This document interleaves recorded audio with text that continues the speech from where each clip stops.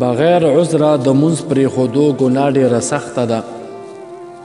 امام ذهبي رحمه الله په خپل کتاب الکبائر کې، علامه ابن حجر رحمه الله په خپل کتاب الزواجر کې، او امام غزالی رحمه الله په خپل کتاب مکاشفة القلوب کې یوه واقعه را نقل کړې چې د بني اسرائیلو یوه ښځه حضرت موسی علیه السلام ته راغله او ورته وی ویلو یا رسول الله، ای د الله رسوله، انی اذنبت ذنبا عظیما، ما ډیره غټه ګناه کړې، وقد تبت الی الله تعالی، او ما د هغې ګناه نه توبه هم ویستلې ده، فادعو الله لی ان یغفر ذنبی ویتوب علی، خو بیا هم ته زما دپاره د الله جل جلاله نه دعا وغواړه چې الله رب العزت زما ګناه معاف کړي او زما توبه قبوله کړي.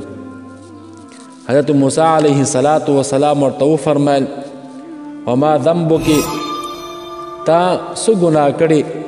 هغې وویل یا نبی الله، ای د الله پیغمبره، زنیت وولدت ولدا فقتلته، ما زنا کړې وه، بیا مې بچی وشو، هغه مې هم قتل کړو.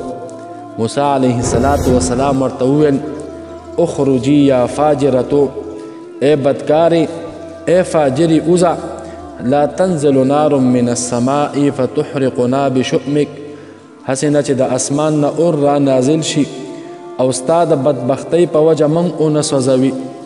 دا ښځه د حضرت موسی علیه السلام نه را روانه شوه، په زړه کې ډېره خفه وه.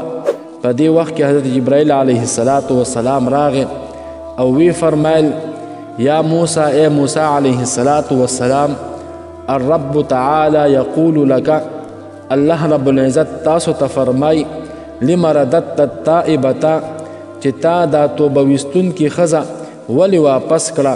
یا موسی، اے موسی علیه السلام، اما وجدت شرا منها، تا د دې ښځې نه ډېره بدبخته او بد عمله نه دی موندلې؟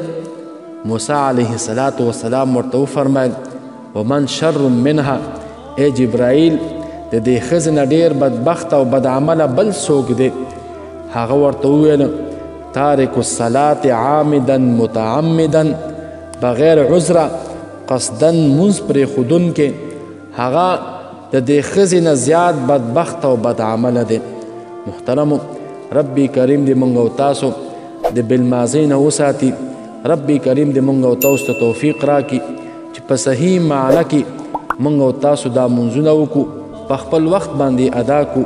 وما علینا الا البلاغ، واخر دعوانا ان الحمد لله رب العالمین. درود شریف ووایئ.